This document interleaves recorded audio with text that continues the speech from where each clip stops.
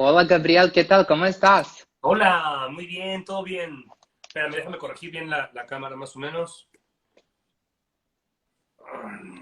Perfecto, sí, sí, perfecto. Ahí estamos, más o menos, ¿no? Sí, está perfecto. ¿Cómo estás? Bien, ¿y tú?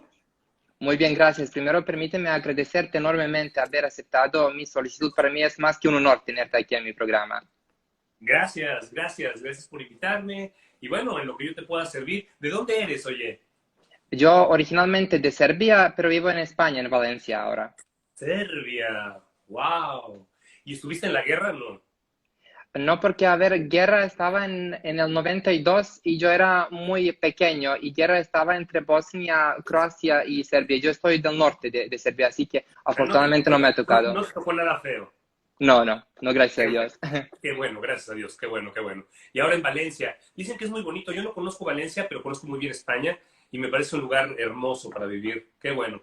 Y hablas Pues muy buen español, bien. gracias, Gabriel. Sí, ya 8 años que vivo aquí, vine aquí para hacer el máster y ahora estoy haciendo la tesis doctoral donde investigo sobre las telenovelas, así que en 2 horas ya voy a ser doctor, si Dios quiere.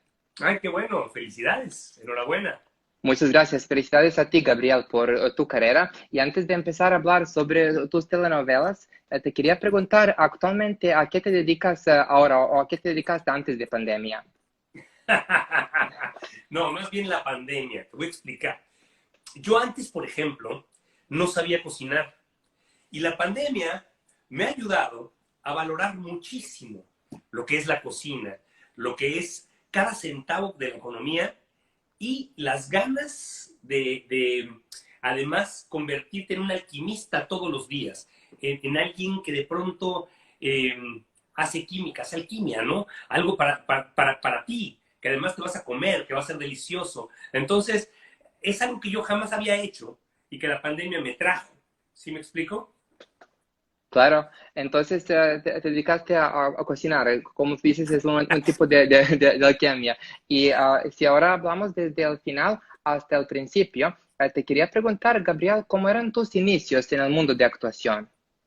Pues difícil, como cualquier cosa que hagas en la vida, cualquier cosa que hagas, al principio te va a costar mucho trabajo. En mi país se dice que tienes que pagar el derecho de piso, es decir, que tienes que ganarte de alguna manera un lugar en el medio que tú quieras. Si vas a ser médico, tienes que estudiar muchas horas y hacer muchas horas de internado para que alguien te respete como tal, para que te respeten como médico y te empiecen a pagar bien y sacrificarte mucho. Y así lo mismo con cada uno de los oficios que hay en esta vida, ¿no? Desde ese hasta el más chiquito de los oficios, requieren una disciplina, requieren una entrega y requiere que te ganes esa aprobación tanto del gremio como de la gente, ¿no? Entonces, pues los inicios fueron muy difíciles, tuve que picar piedra, como decimos en México, mucho picar piedra. ¿Y picar piedra qué es? Pues hacer lo que fuera, ¿no? Miles de cosas. De pronto, por ejemplo, con una maestra de danza, hacíamos espectáculos de danza para niños de kinder y llevábamos estos espectáculos a diferentes kinders de la Ciudad de México, alejados, y al final nos pagaban, pasábamos un sombrero y nos pagaban ahí con moneditas, ¿no? Entonces ya salíamos con monedas todos los días, cada vez que íbamos a dar una función, y había que juntarlas, ¿no? Y eso era la forma de vivir. No había grandes sueldos, había que vivir al día, pero también era muy rico tener a esa, o sea, aunque fueran niños que no estaban apreciando un nombre, estaban apreciando un arte. Entonces, era también muy enriquecedor en muchos sentidos. ¿Me expliqué?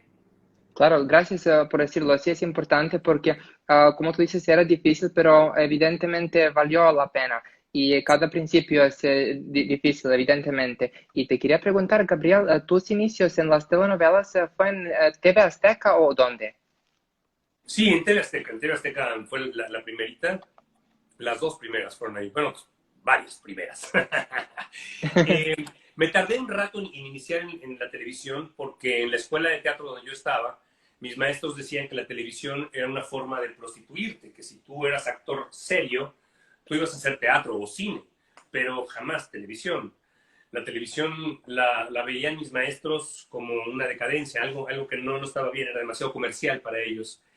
Y yo me resistí en un principio porque me creí ese cuento, también me lo creí, y me gustaba creérmelo, estaba contento con eso. pero después me di cuenta que había compañeros míos con tal vez menos talento y con mucho más dinero. Yo dije, yo también quiero un poco de dinero, yo también quiero eso. Entonces traté de orientar mi camino hacia allá y sí fue Azteca la primera empresa que me dio cabida, que me dio entrada en la televisión, fue Azteca definitivamente y se lo agradeceré siempre. Gracias por decirlo. Pues fíjate, Gabriel, es muy interesante lo que acabas de plantear, porque como tú dices, esos prejuicios hacia televisión también todavía existen. Si miramos en mi ejemplo, también academia, ¿sabes? Tiene muchos prejuicios hacia las telenovelas. Y yo cuando empecé a hacer el doctorado y cuando empecé a indagar, a ver por qué exactamente existen ciertos prejuicios, he visto que en el corpus de las telenovelas que se abordan, se están tomando las telenovelas como un estereotipo. ¿Sabes? No se están investigando sobre las telenovelas muy inteligentes, como por ejemplo, donde tú participaste, Corazón Valiente, La Casa de al lado, donde más adelante vamos a platicar. Entonces, claro, uno se cree antes de que entre en un proyecto y luego cambies la opinión, como tú dijiste que fue en tu caso. Y yo personalmente, Gabriel, te vi primera vez en el 2004 en la telenovela Prisionera de Telemundo. Si nos puedes contar un poco de esa experiencia. Bueno, una experiencia muy difícil porque no era un personaje que me ofrecieron desde el principio, era un personaje que ya estaba hecho, que lo hacía muy bien Mauricio Islas, que en ese momento yo pensaba que era mucho más guapo que yo. Entonces se sentía muy raro, era entrar a sustituirlo y con el mismo personaje, porque si por lo menos me hubieran cambiado el personaje, me hubieran puesto otro, pues a lo mejor me sentiría mejor, ¿no? Este otro que entra ahí a salvar el numerito, pero no era el mismo. Entonces yo le decía pues a la gente que me contrató que me parecía muy fuerte y que me parecía muy difícil porque la gente se acostumbra a ver una imagen, ¿no? Se acostumbra a ver una imagen en la pantalla y que te cambien al actor, pues no es agradable. A mí no me agrada cuando me sucede. O sea, cuando yo veo en la pantalla a un actor que me gustaba y me lo quitan, pues me enojo, ya no lo quiero ver. Entonces era pues muy difícil la situación, yo estaba muy nervioso. Sin embargo, la gente de la novela me trató muy bien.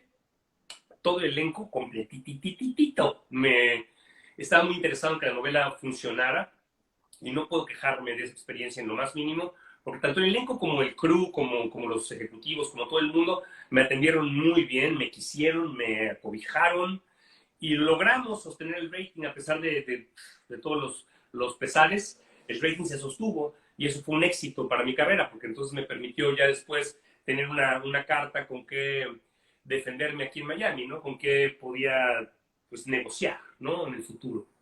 Claro, entiendo completamente, gracias por decirlo, porque justamente en el 2004 en Prisionera tú empezaste a tener mucha popularidad en Serbia a raíz de esa telenovela. Y te quería preguntar, Gabriel, ¿tú qué dirías? ¿Qué telenovela fue como un trampolín en tu carrera? El Almerida. El Almería, Almería. sí, la que hice con Itatí Cantoral es definitivamente la que cambió completamente, pues, ay, Dios mío, no sé por qué se está apagando mi teléfono. Cambió absolutamente todo en mi vida, porque fue el primer protagónico, fue la primera vez que pues me enfrenté también con una mega estrella, porque Itatí es una mega estrella, y estaban también Rebecca Jones y Alejandro Camacho, que para mí son mega estrellas y más, Damián Alcázar, Dios mío, otra mega estrella de mi país. Entonces, yo era el protagónico de una historia que estaba siendo contada además por una empresa importante en mi país, que es Argos, para Telemundo, y yo era el protagónico. Entonces, cambió todo, mi esquema mental. Dios mío, se me está apagando el teléfono, espero que no se me vaya a acabar la pila nunca. ¡Au! Espero. Uy, y además moví esto. Espérame. No, al revés, espérame. Tranquilo. Ahí estoy. Entonces, eh, fue muy importante la Almería, muy importante. Fueron las grandes ligas por primera vez. Viajé a Miami, viajé a un montón de lugares. Bien, muy bien, muy bien. Gracias por decírmelo. Antes de continuar, únicamente quiero saludar a la gente que manda saludos, que son Jane, el conductor de Dominicana, que también te hizo una entrevista, y a la actriz venezolana Elisa Escames, que veo que están aquí entre otros, y por supuesto los presidentes de tu fan club. Y te quería preguntar, Gabriel, si todavía estamos hasta el año 2004, ya que tenías experiencia hasta ese entonces, tanto en TV Azteca como en Argos y Telemundo, ¿qué dirías que son a lo mejor diferencias principales entre esas televisoras? No, no hay diferencias, no hay mucha diferencia entre ninguna, ni Azteca ni Telemundo. La verdad es que todas más o menos hacemos lo que podemos. Producir es muy complicado. Producir, la gente ya lo ve realizado y bueno, dice, ay, qué bonito o no. Pero simplemente hacerlo, lograr contar una historia en imagen, requiere de mucho tiempo, de mucho esfuerzo, de mucho talento y de que un grupo esté bien conjugado, porque de verdad no es nada sencillo, aunque no te, aunque no, en fin, en fin. Perdón, dime otra pregunta, por favor. Tranquilo. ¿Tienes el iPhone? Sí, tengo el iPhone. Es que me está medio fallando, pero dame un segundito, ¿vale? Un segundito. Mira, si quieres puedes, sabes poner cómo no ahorrar la batería, sino No, ya está, no te preocupes. Vamos a ver, ojalá que aguante, ojalá que aguante. Bueno, dime, pregúntame. Perdón, flaco. tranquilo. La cosa aquí funciona todo siempre. Cuéntame, otra pregunta, venga. Otra pregunta, telenovela El rostro de Analia. El rostro de Analia. Ajá, bueno. El rostro de Analia también fue muy importante porque supuestamente en ese momento eh, Telemundo estaba en una coyuntura. Supuestamente Telemundo había perdido muchos ratings y ya no iba a producir, ya no iba a hacer novelas aquí en Miami. Y dijeron, bueno, vamos a mandar una más para ver si funciona y hay chance de continuar produciendo. Y así me llamaron, me dijeron, mira, no hay dinero, porque además así me lo dijeron, no hay dinero, pero vamos a hacer tal novela.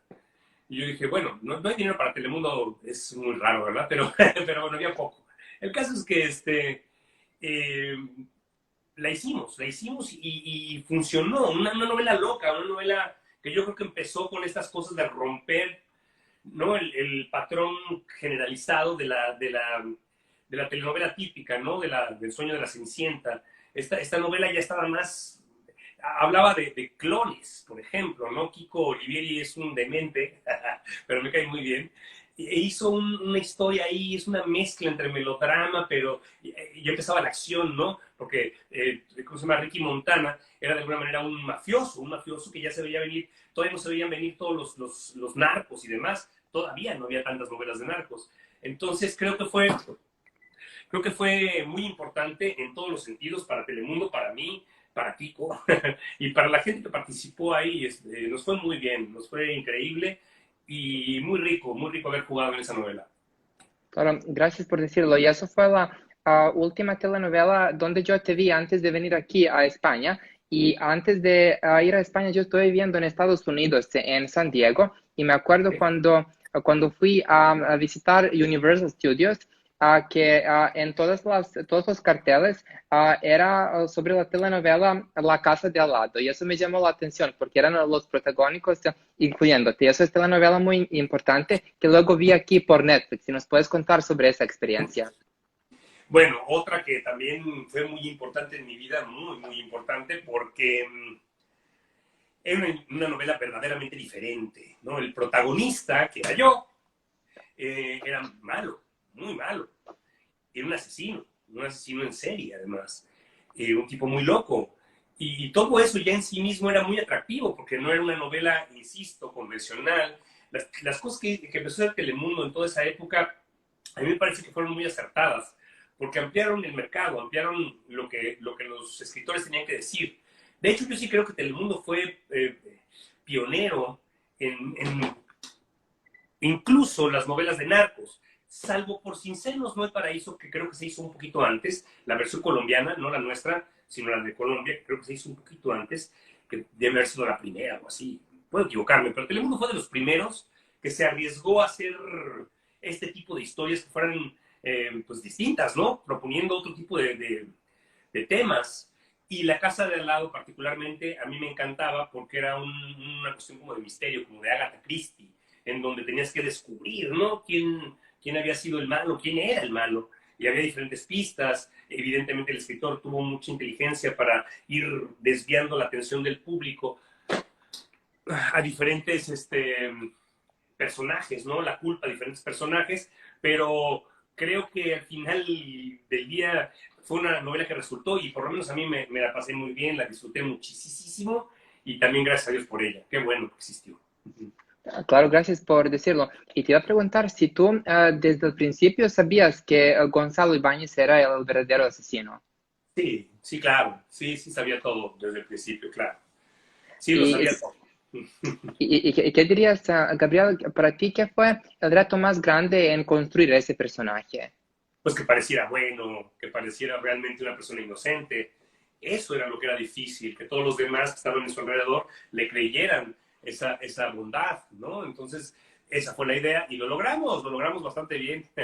Claro, entre el escritor, porque si la cosa no está bien escrita, un actor por más ganas que le eche. Entonces, estaba muy bien escrito y yo le eché muchas ganas y salió muy bien, gracias a Dios.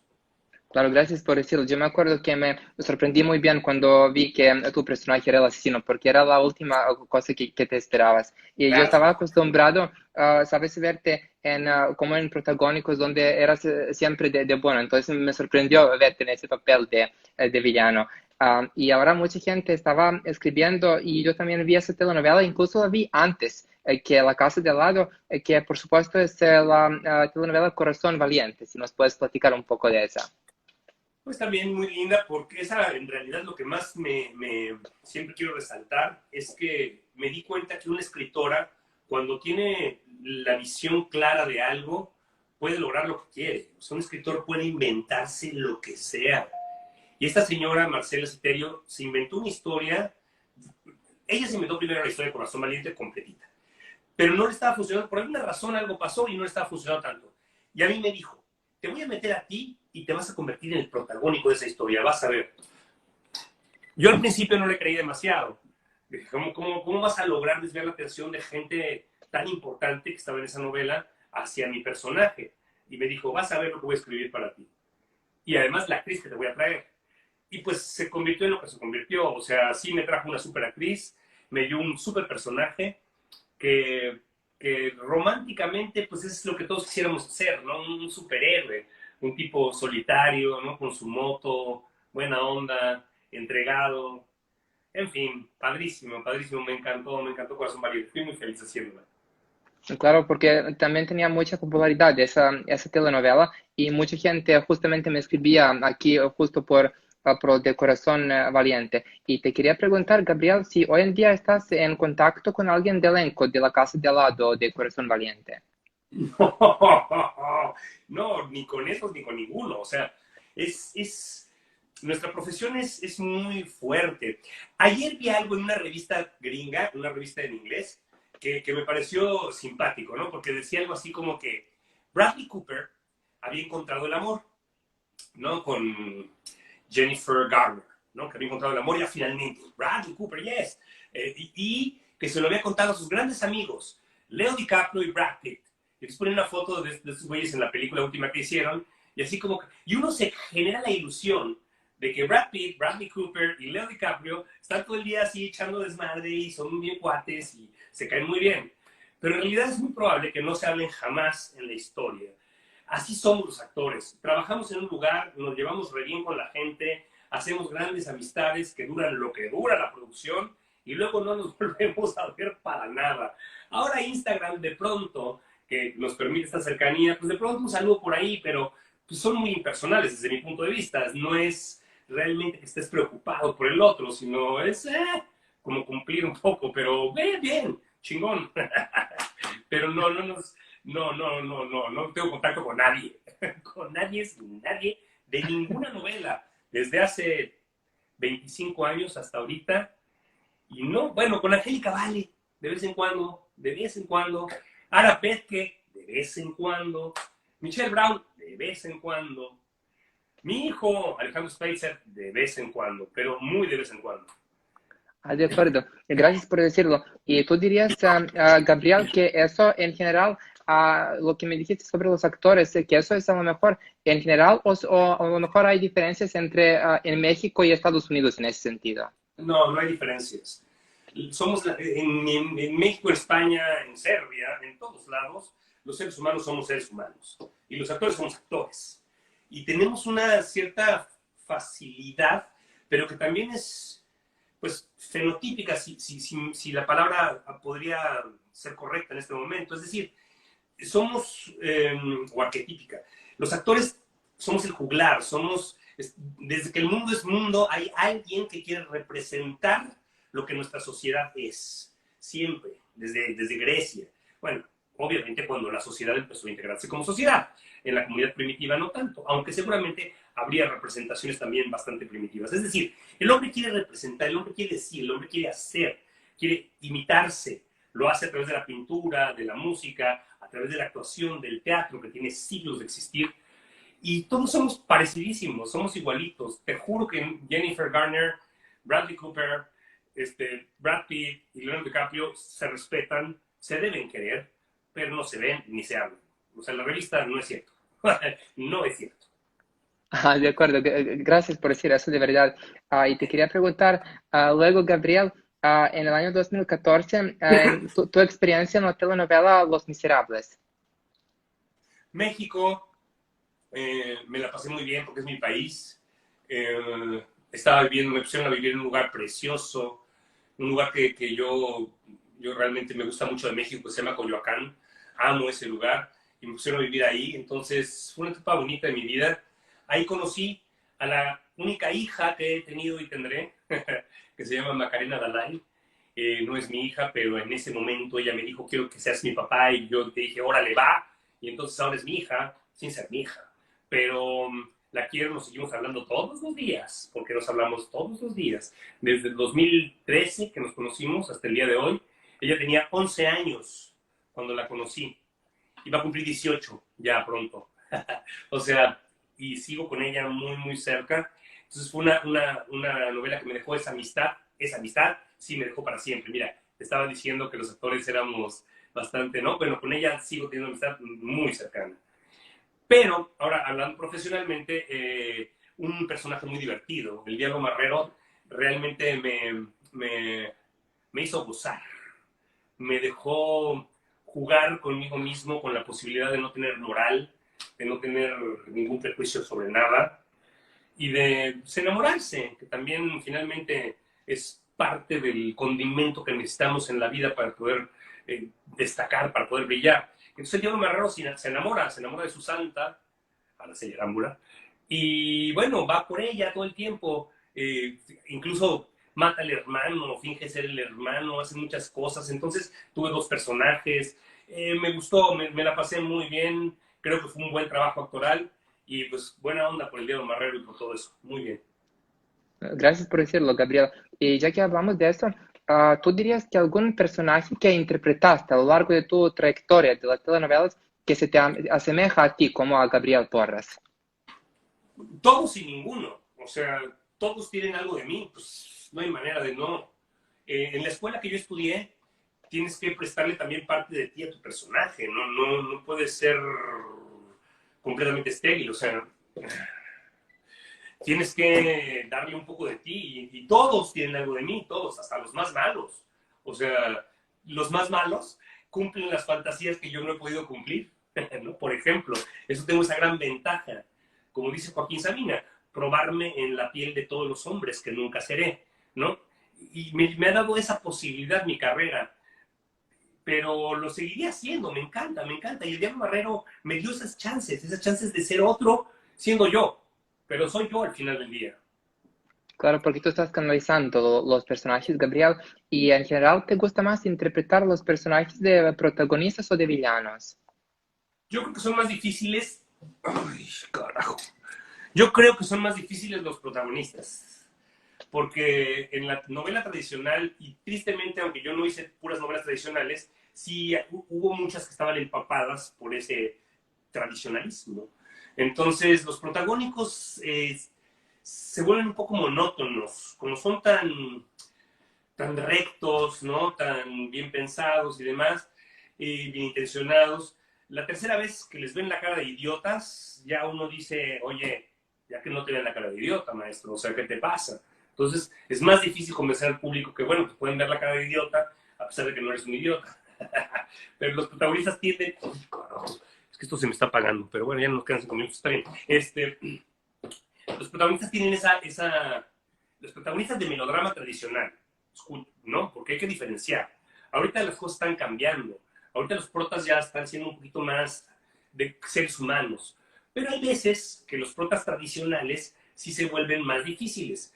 Porque te digo, el Señor de los Cielos, que es un prota malo, se vuelve encantador. A la gente le gusta esa maldad, ¿no? Y un prota así, bueno, de pronto te da pereza. Entonces, por eso digo que es más difícil cuando hablamos de cosas tradicionales. Ahorita las cosas están cambiando.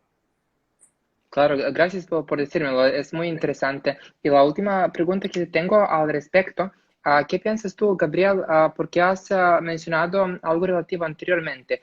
Para que una telenovela sea exitosa, ¿crees que es más importante la historia, elenco o la producción? La historia, nada más. Es lo único que importa. Todo lo demás se puede ver feo, que puede ser actuada más o menos, pero si la historia es buena, olvídate, se va a ver.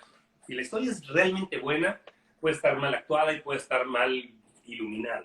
Si la historia es buena, la vas a ver hasta el final, algo te va a enganchar, porque estamos hablando de sentimientos humanos, de lo que nos da empatía, de lo que nos genera una identidad, lo que nos identifica como especie.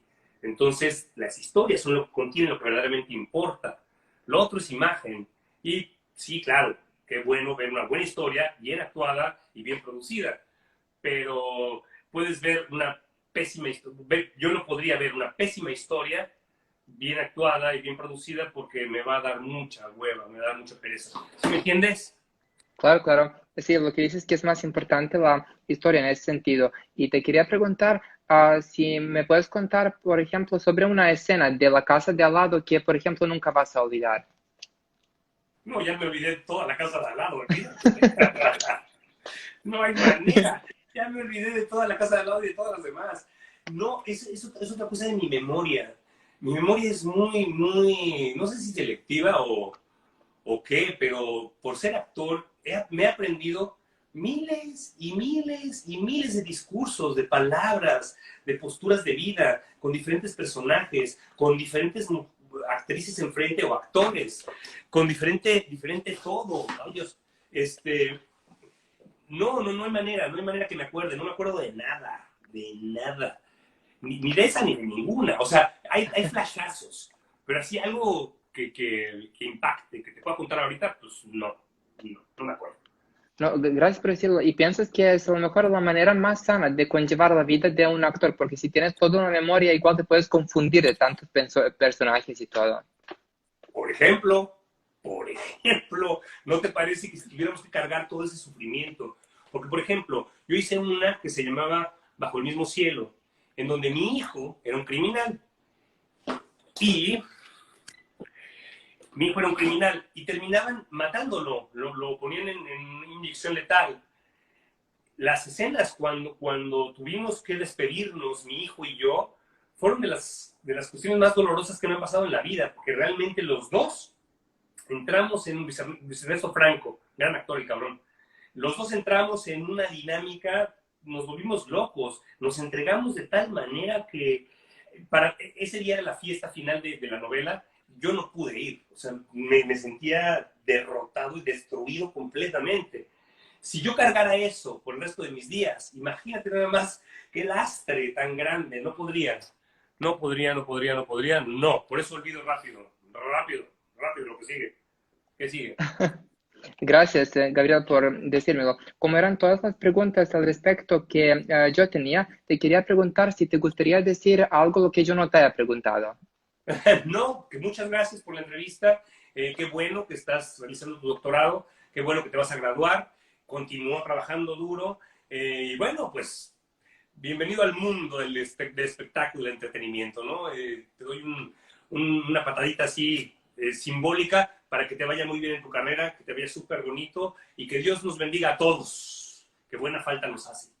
Muchísimas gracias, Gabriel, por todo, por todas tus palabras y también quiero agradecer explícitamente a tus fans clubs de todo el mundo que me han escrito. O sea, ya es mi entrevista número 74 y Gabriel nunca antes, hasta ahora, tanta gente de los fans clubs me han escrito. Entonces te ve que la gente tiene mucho respeto. Nueva York, España, Italia y Argentina y Ecuador me quieren. Tengo lugares por ahí, más o menos. Y todo el mundo. Y todo el mundo. Así que gracias nuevamente, Gabriel, y cualquier cosa que necesites aquí me tienes a la orden. Muchísimas gracias y que te vaya súper, súper lindo. Muchísimas gracias. Abrazotes. Gracias a ti, Gabriel. Buen día, gracias. Chao.